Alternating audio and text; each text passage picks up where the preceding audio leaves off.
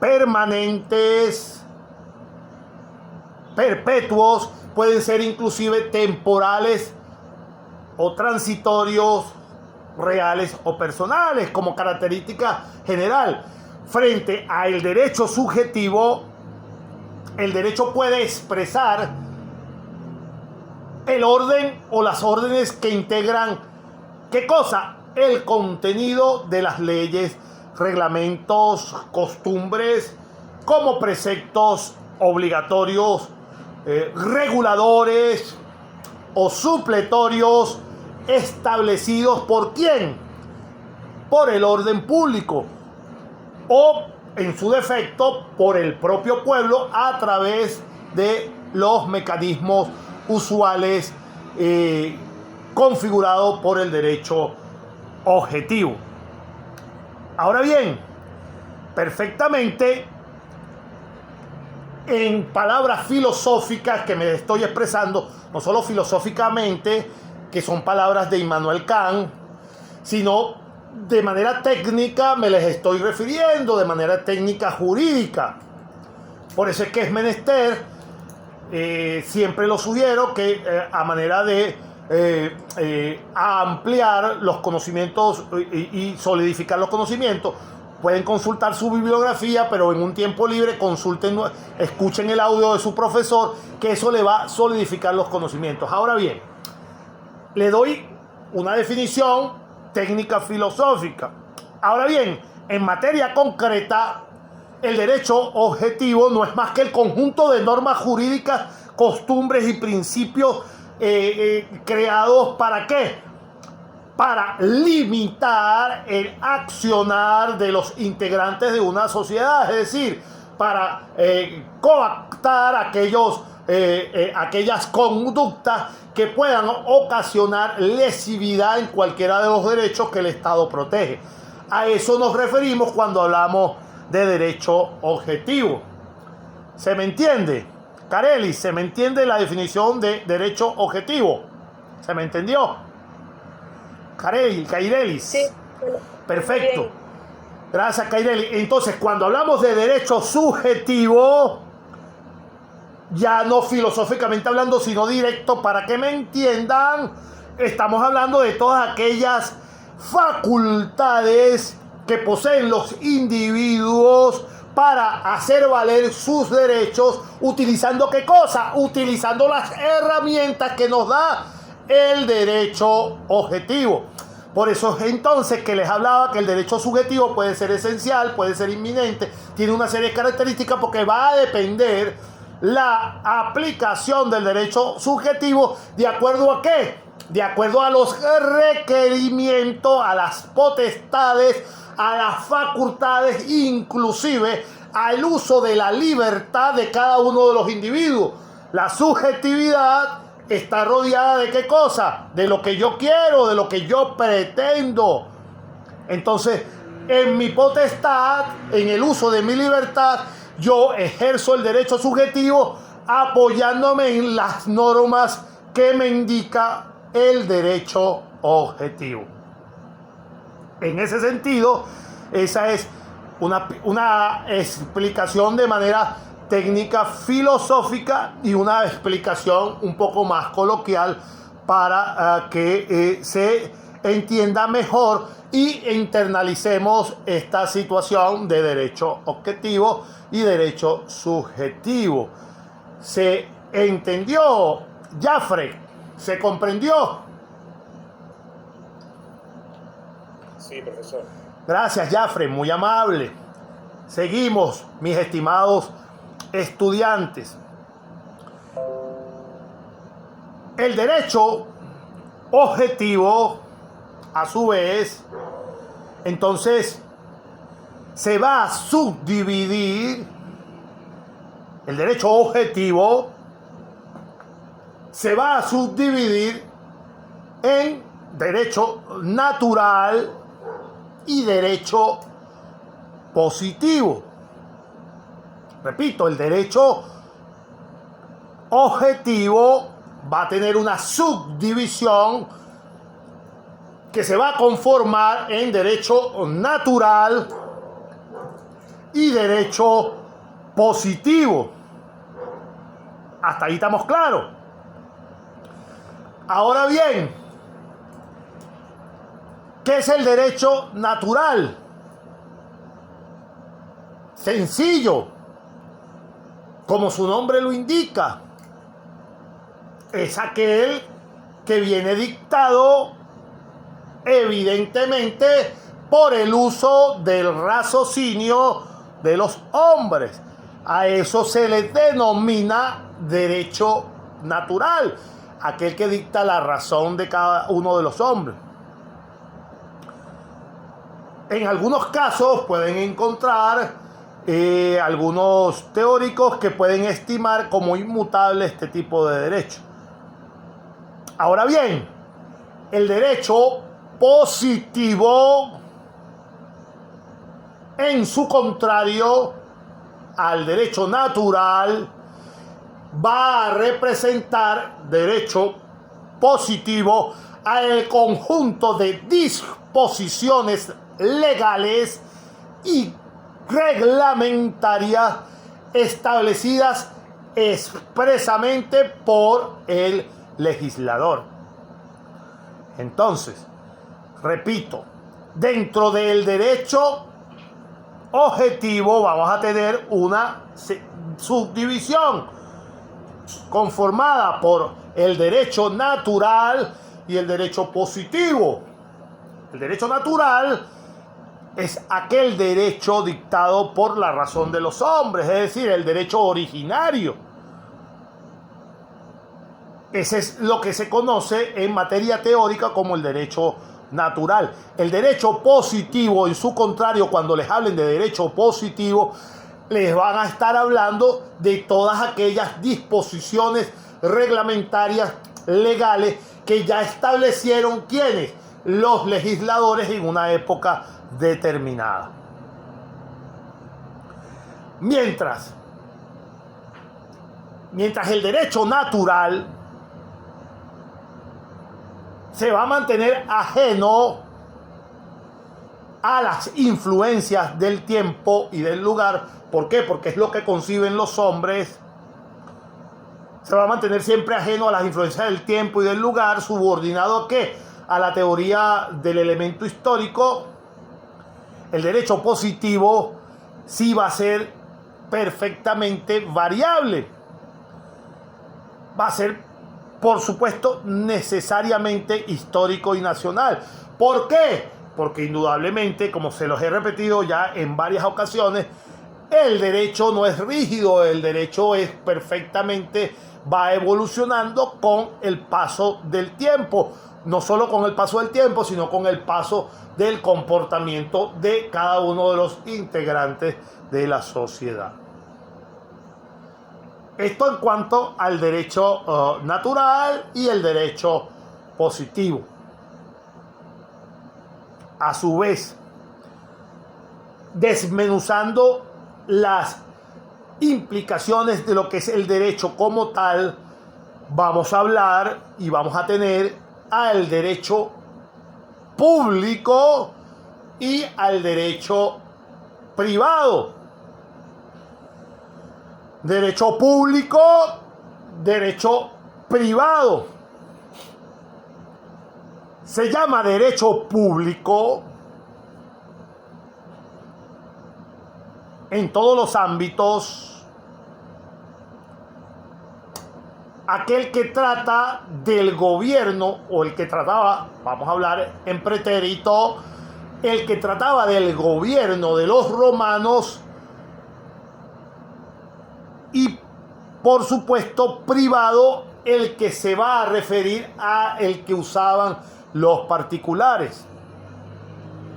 Repito, cuando hablemos dentro de nuestra cátedra a partir de la próxima semana de derecho público, ¿a qué nos estamos refiriendo? Nos estamos refiriendo al derecho que va a tratar del gobierno de los romanos. Ese es el derecho público. El derecho que aplica el Estado romano. Y cuando hablemos de derecho privado, dentro de nuestra cátedra vamos a referirnos a el que van a utilizar los particulares cuando se relacionen entre sí. Cuando el ciudadano se relacione con el Estado, vamos a hablar de derecho público. Cuando los ciudadanos se relacionen entre sí, vamos a hablar de derecho privado. Entonces el derecho resultaría público o privado según esta perfecta definición que estamos dando, clara y sencilla. El derecho resultaría público o resultaría privado según a quien aproveche la utilidad de la propuesta. Según aprovecha el individuo o según aproveche a la colectividad. Entonces, de acuerdo a la utilidad que se le dé al que está usando el derecho, perfectamente podemos identificarlo si se trata o de derecho público o del derecho privado. El derecho público, por supuesto, va a regular en Roma la estructura del Estado y sus relaciones con los individuos. A ver, pregunta. Ajá, Anarela, adelante. Profe, o sea, ¿se puede entender como el derecho privado, como el derecho civil, entre relaciones entre los individuos y todo lo que compete sus relaciones personales? Ajá, perfectamente, exactamente. Si lo analiza, acuerda que estamos hablando, Anarela, perfectamente, buena intervención, Anarela. Estamos hablando de derecho romano, cómo lo veían los romanos. Pero si tú lo traspolas a nuestra actualidad, si hablaras de esa manera como lo dijiste, perfectamente estarías hablando del derecho civil, perfectamente. ¿Por qué? El mismo caso de la analogía que les estoy planteando. Vamos a saber cuándo es público y cuándo es privado de acuerdo a la utilidad que le dé el que lo esté ejerciendo. Si perfectamente es una relación entre iguales, entre particulares, estaríamos hablando de derecho privado. Es decir, estaríamos hablando de derecho civil, como dijo nuestra compañera Anarela, perfectamente. Ahora bien, si estamos hablando de que yo particular, ya en nuestra realidad, me estoy relacionando con el Estado, es decir, estoy atendiendo una demanda contra el Estado o el Estado me está acusando a mí de algún tipo de delito o de algún tipo de incumplimiento de tipo presupuestario o de tipo impositivo. Si el Estado tiene una demanda contra mí, entonces estaríamos hablando de derecho público, no de derecho privado. ¿Por qué? Porque hay una relación entre el Estado y una persona individual. Por eso es que perfectamente, si vean ustedes la facilidad de la analogía entre el derecho romano, que ellos fueron los primigénicos, y el derecho actual nuestro. Lo que pasa es que, como les digo nuevamente, tienen que basarse en la realidad y el contexto romano y no pueden extrapolar la figura, o sea, pueden entender la figura del derecho civil, pero cuando contesten sus evaluaciones siempre tienen que estar en la respuesta en el contexto romano. Buena participación, Anarela. Efectivamente, seguimos. Entonces, decía pues que el derecho privado va a fijar o fijaría los derechos subjetivos entonces de los particulares y las relaciones entre ellos mismos. Eso por un lado, ya tenemos perfectamente claro todas estas aristas. Nos faltaría entonces la denominación del derecho escrito y el no escrito, dentro, por supuesto, de el derecho romano. Me he dormido un poco y me disculpen mis estimados estudiantes, si me refiero, pero explandiéndome en la conversación, se los confieso, a veces me olvido de traspasarle la lámina, pero ya por experiencia propia hay temas que perfectamente podemos dialogar, hablar, y yo sé que son entendibles. Hay otros que cuando se utiliza mucho latín, es necesario, es menester que yo le coloque una lámina perfectamente para que sepan exactamente de la figura que yo estoy hablando. Hay otros que me relajo un poco con esto, porque sé que son temas que vale la pena más bien que me dedique a explicarlo, que perfectamente va a ser entendible. Cuando veamos alguna de las instituciones, y ahí vamos a detallar exactamente cada lámina, porque hay terminologías que necesariamente tienen que conocer, y sobre todo cuando apliquemos alguna de las acciones a los diferentes casos, que sí necesariamente tienen que ver cómo se escribe, para que cuando la consulten en una bibliografía sepan de qué estamos hablando, porque inclusive no soy perfecto, de repente hago una pronunciación no consona con el latín y ustedes buscan la bibliografía, a lo mejor no saben del elemento que estoy hablando, si no lo manejan, si no lo vieron visualmente. Pero dicho esto, vamos a perfectamente a hablar del derecho escrito y el no escrito. Les decía la semana pasada, por supuesto, que la base, la semana pasada no, discúlpenme, el lunes pasado, la base, por supuesto, una de las fuentes principales del derecho romano era, por supuesto, el derecho, la costumbre. Por eso es que el derecho romano en su inicio era un derecho consuetudinario. Entonces, la formación del derecho de este modo consuetudinario es síntoma, por supuesto, de la primigenia, de los tiempos antiguos. Aparece donde, por supuesto, va a predominar, les decía, la acción espontánea de todo el grupo social. Es perfectamente clásica la enumeración de tres formas de costumbres jurídicas relacionadas, por supuesto, u otra forma, por supuesto, con la ley. De manera tal de que si podemos establecer la costumbre según la ley, entonces es aquella que realiza una constante aplicación de la norma legal. Es decir, perfectamente, cuando hablamos de derecho consuetudinario es la repetición de modos, la repetición de comportamientos, la repetición de soluciones a casos similares, que es lo que da, por supuesto, a la costumbre y la traduce como la ley.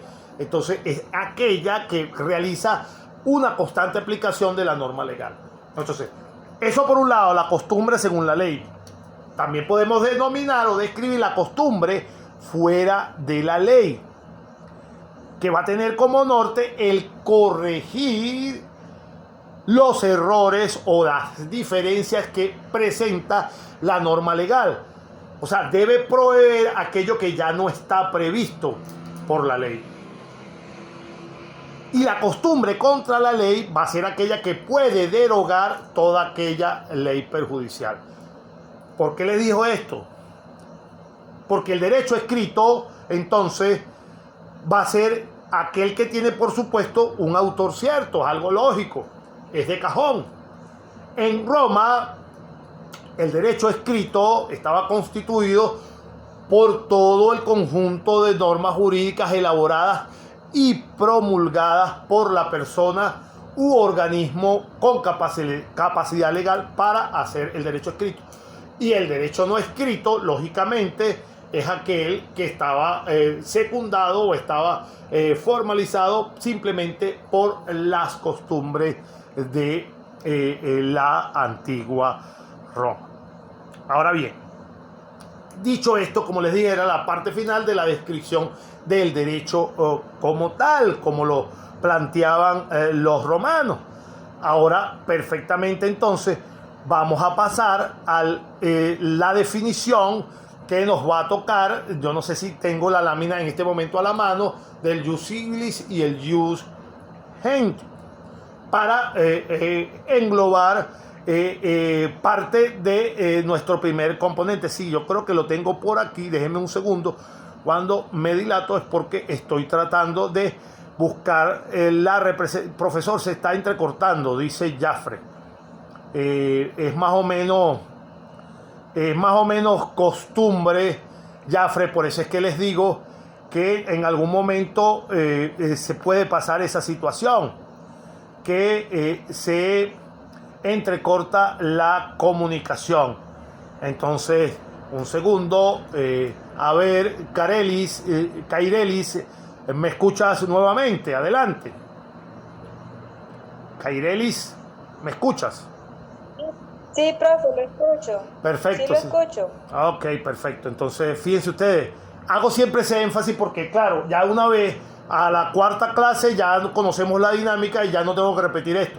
Pero no se preocupen, a veces se puede entrecortar, pero el audio se graba íntegro. Yo sigo hablando y no se pierde, ni siquiera se pierde en la parte donde yo interrumpo para tomar agua para refrescar la garganta, mis estimados estudiantes.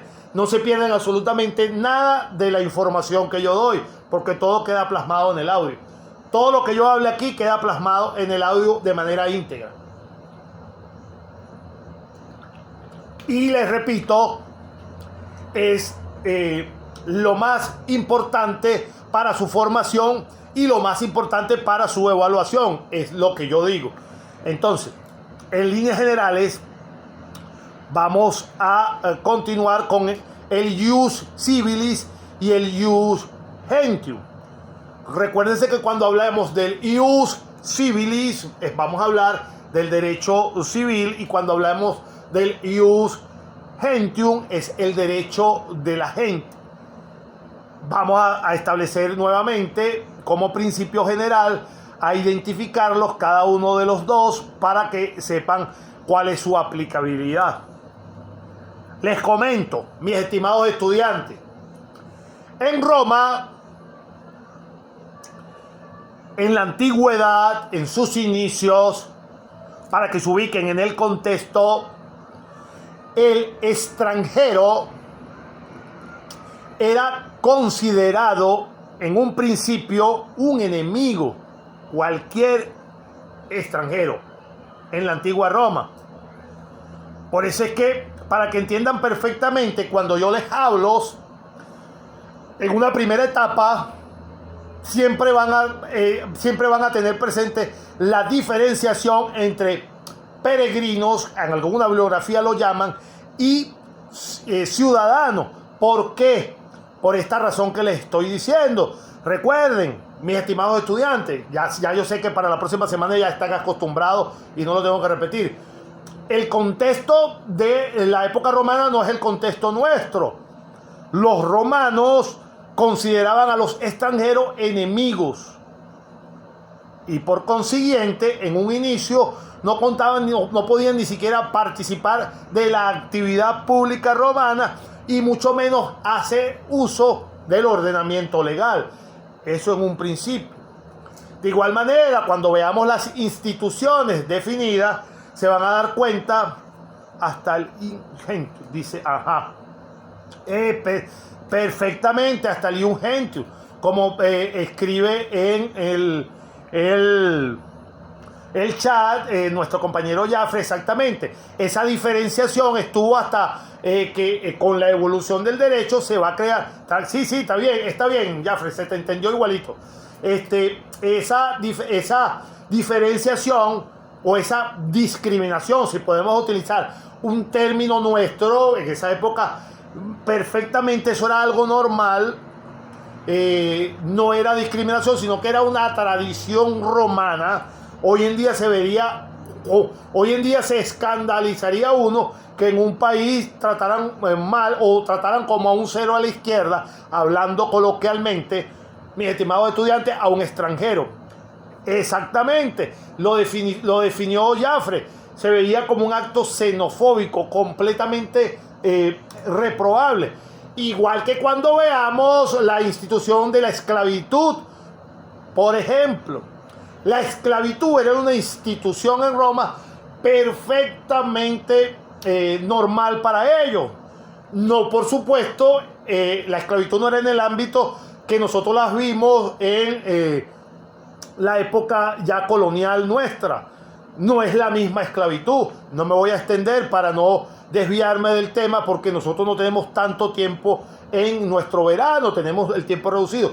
Pero cuando veamos esas instituciones, nos vamos a dar cuenta perfectamente que tenemos que ubicarnos en el contexto romano, porque la esclavitud, como lo trataban los romanos, para que entiendan perfectamente, no se trataba como la trataba en la época colonial nuestra, la que conocimos en América del Norte, la que conocimos en la África, en la Suráfrica de Mandela, que era por origen racial la esclavitud nuestra.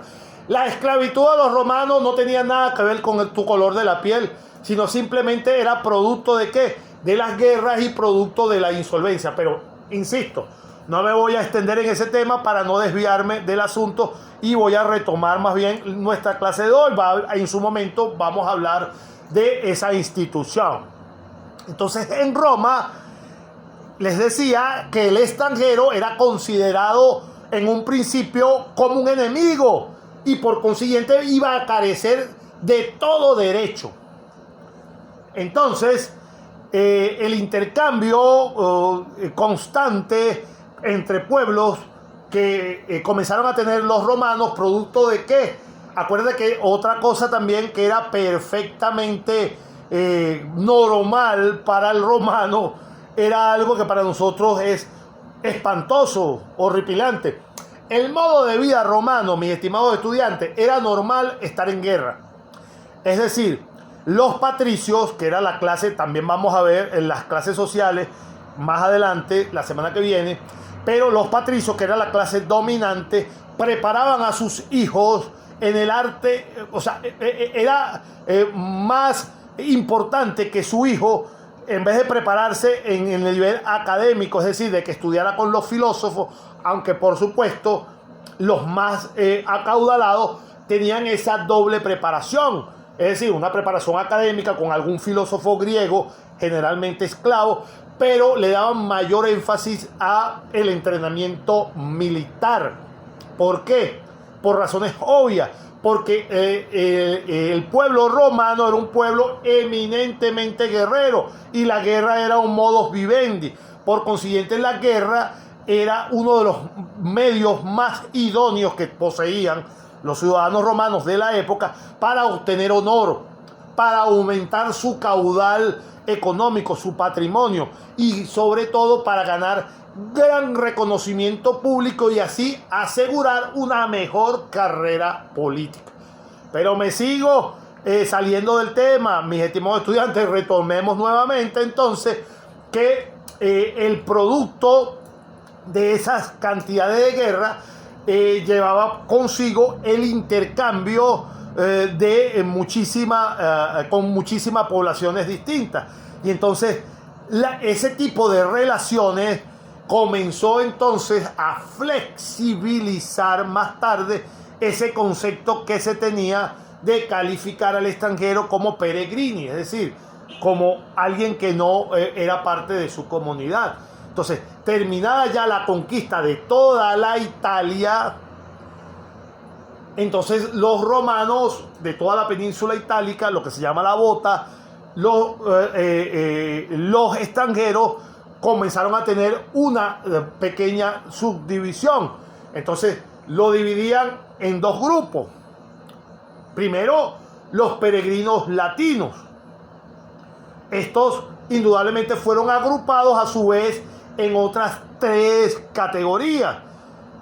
Los coloniaris, todos por supuesto con el prefijo latini, los juniari y los veteri. Pero lo más importante de todo esto es que en cuanto a la expansión geográfica, no es tan importante los nombres, porque eso sí no es materia de nuestra materia como tal, disculpe la redundancia, sino lo importante es que aprendamos que en un inicio los extranjeros no tenían ningún tipo de derecho, no podían acudir a ningún tipo de institución de tipo judicial. Con el paso del tiempo, entonces comenzaron a flexibilizarse las normas, puesto que los peregrinos ordinarios, insisto, en un inicio no podían invocar las normas del ius civil.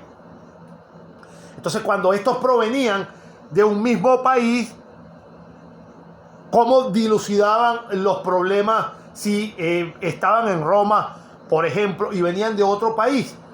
indudablemente sus problemas los solucionaban con las leyes que provenían de su país, no con las leyes romanas, a fines de regular, por supuesto, entonces las relaciones recíprocas.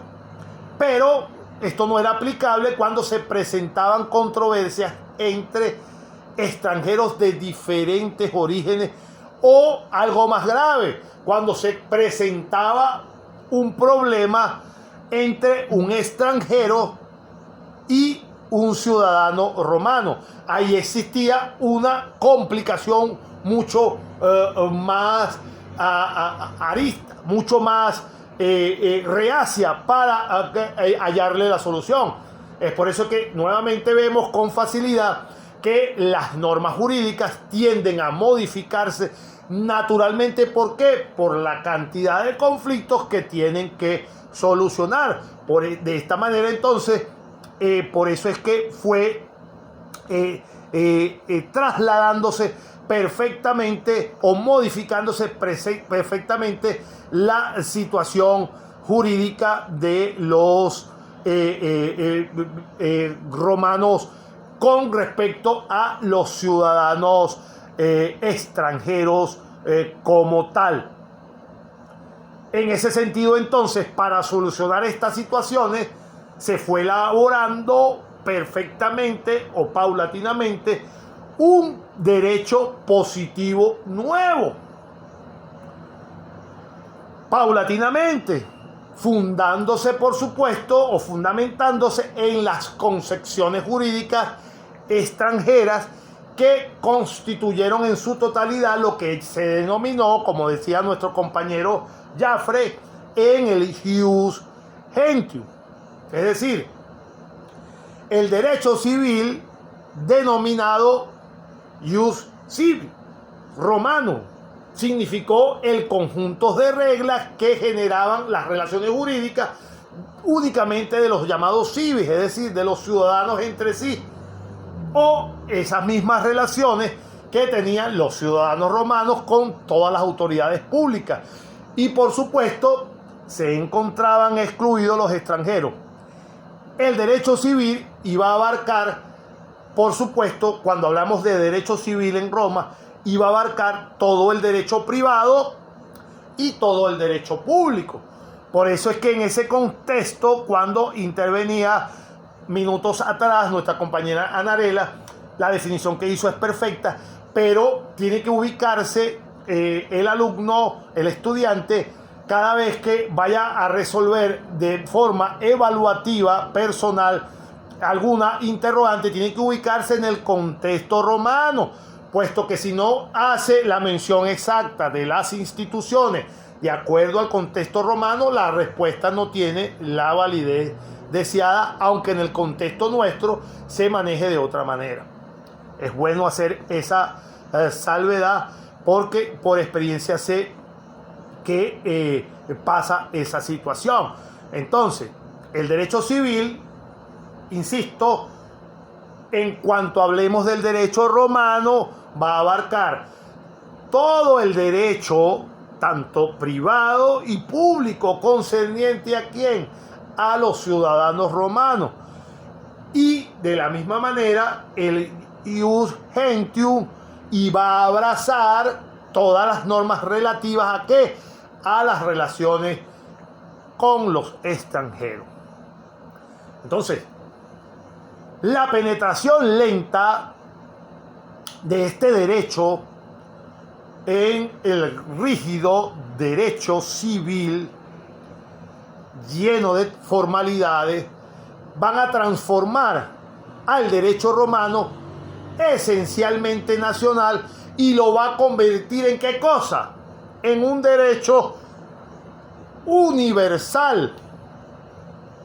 De allí pues inclusive hasta nuestros días se convirtió en eso, en un derecho universal.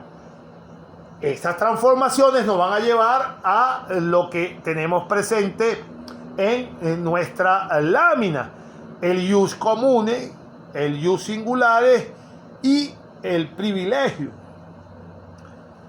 De manera tal que las normas jurídicas como tal Pero pregunta 6 y 28. Melanie, ¿se me escucha hasta ahora todavía? Melanie, por favor. Sí, profe, estoy aquí pendiente. Gracias, Melanie. Entonces, les decía entonces que todas estas transformaciones nos iban a traer a esta parte del ius singulare y el privilegio. Y las normas jurídicas no contemplan casos particulares, sino la generalidad referida a todas las personas. Repito, las normas jurídicas no van a contemplar, por supuesto, la particularidad de cada quien, sino están hechas para abarcar, para cubrir la generalidad referida a ¿qué? A todas las personas, a todas, absolutamente todas las cosas. Y esa generalidad, por supuesto, va a abarcar a todas las relaciones jurídicas. A todas. Entonces, esto es lo que pudiéramos llamar derecho común. Repito nuevamente. La norma jurídica como tal no contempla, la norma esencialmente no contempla ningún caso particular. Ninguno. Las normas jurídicas representan la generalidad referida al conjunto de los ciudadanos que habitan en un lugar geográfico específico. Esas normas, por supuesto, van a abarcar la relación, la protección, la obligación referente a todas las cosas, incluyendo, por supuesto, las relaciones jurídicas que impliquen esas cosas. Esta generalidad, mis estimados estudiantes, es lo que vamos a llamar derecho común.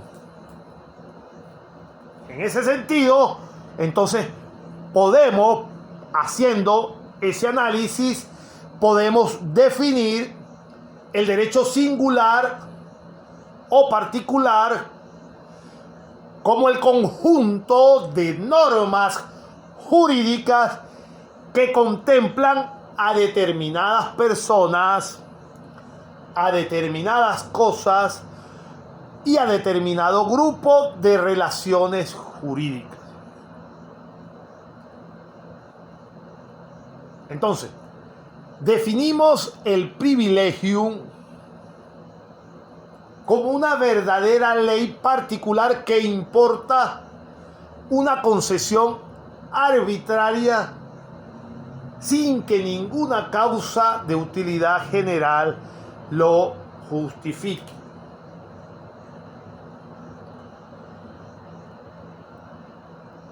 Volvemos arriba para dejar sentado esta base.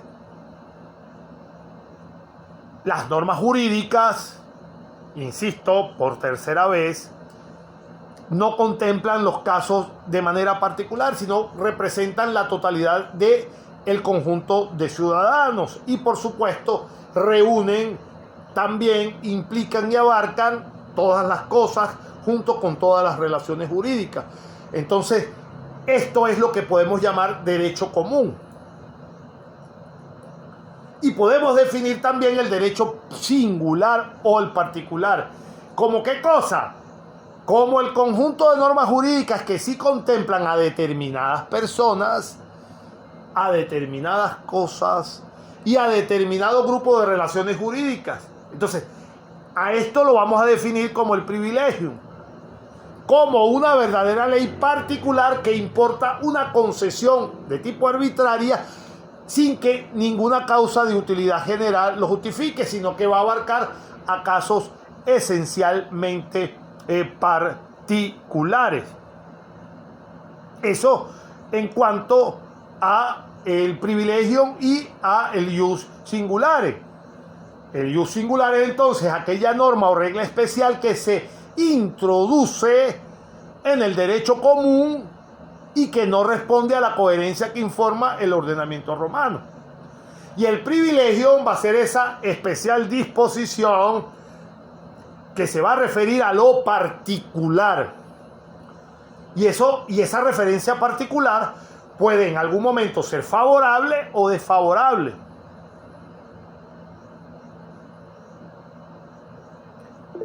Por supuesto, dentro de la observación que se hace, Jafre, adelante. Profesor, disculpe. Estuve escuchando una podcast y hablaban un poco sobre que el privilegio...